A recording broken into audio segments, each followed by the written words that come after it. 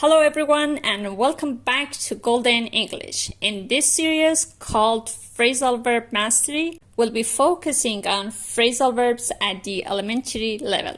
I'm starting this exciting series to help you become fluent in English.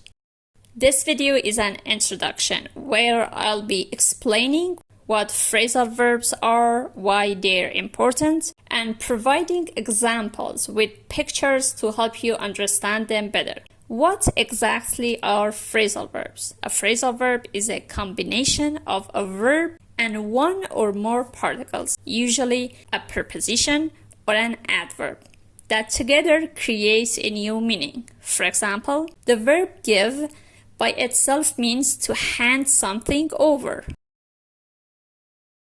But when combined with up, it forms the phrasal verb give up, which means to stop trying, surrender, or quit.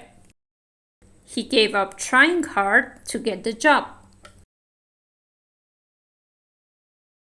Now let's look at a few more examples to help solidify your understanding. Take the verb run. By itself, run means to move quickly on foot. But when you add into, forming the phrasal verb run into, it changes the meaning to see someone accidentally. I ran into my old neighbor yesterday. Another example is the verb look.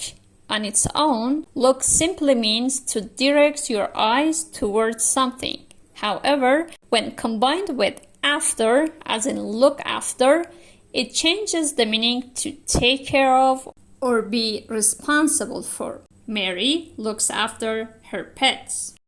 These examples show how important phrasal verbs are in everyday English, which is why mastering them is key to become fluent.